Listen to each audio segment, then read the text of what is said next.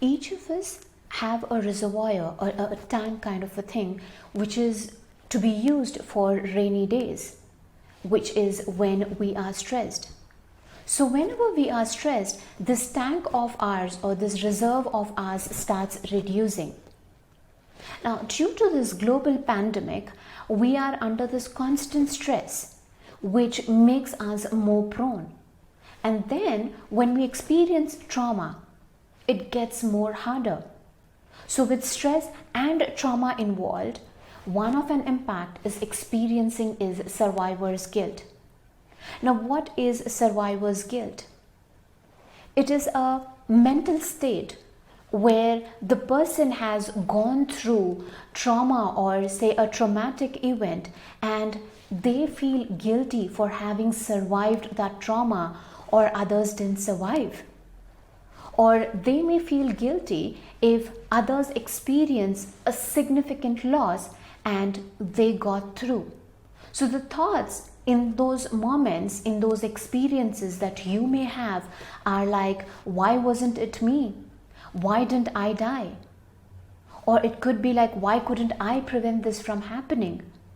Or a thought that you are the one who's contributed to this event or caused it in some way.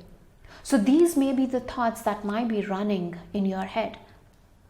So here the underlining feature is the person is taking responsibility for the loss that others have experienced. Now, they may look similar to someone experiencing a traumatic event. Remember, the underlining feature is the guilt. So the symptoms which may show up as rumination, wherein a person is obsessively thinking about something over and over again. Unwanted thoughts like why you survived. You may find it difficulty in getting rid of those thoughts. Experiencing nightmares. You may notice changes in your sleep, your appetite, or you may notice that your heart rate increases when you think of the person or people who have suffered or are suffering. You may experience emotional changes which could be like apathy or a general lack of interest, lack of enthusiasm, irritability, fear, confusion. A physical symptom could be like stomach upset, feeling disconnected from other people, or turning to drugs and alcohol as a coping mechanism. Now, in more severe cases where the person is stuck with, why was I saved? They start thinking, are they even worth it?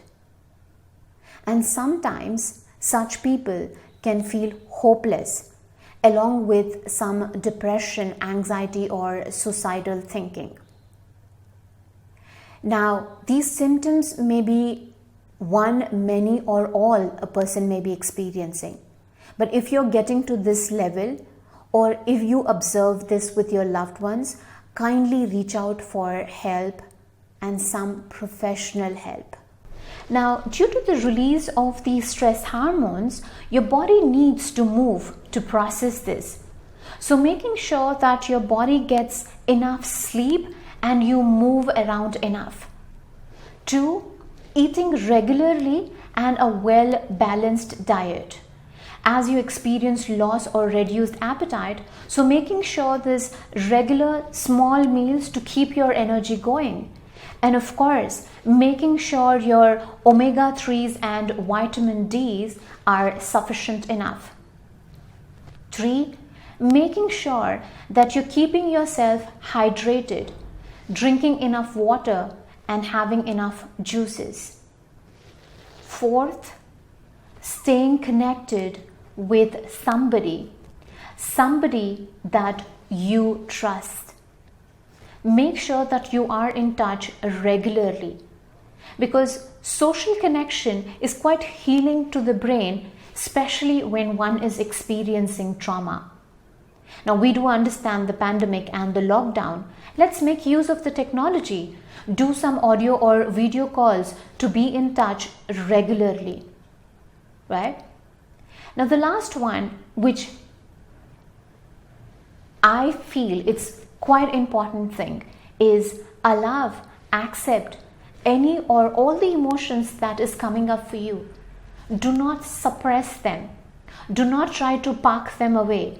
Because what I have heard, a lot of people, a lot of my clients are like, oh, you know what? I don't want to feel that. It's too much to take. So acknowledge what you're feeling. Because what you resist persists. Because if you're going to park or do not attend to what you're experiencing now, they will come up later for you in very weird and unmanageable ways. So acknowledge your feelings. You could say it loud, write it down, whatever it is for you to just acknowledge those feelings. Now, if you're struggling with memories a lot, you could try some grounding techniques. Grounding techniques help you to ground and be in the present moment, which could be very simple, like focusing on your breath, or you could focus on your senses, naming things around that you see or hear, focusing on the senses of touch. You could feel yourself sitting on the chair, feel your butt on the chair, or feet on the floor, feeling the air on the skin.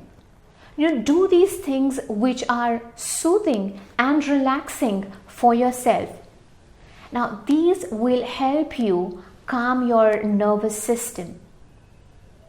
Now, the final thing, again, another important thing, is be patient with yourself and allow time to heal.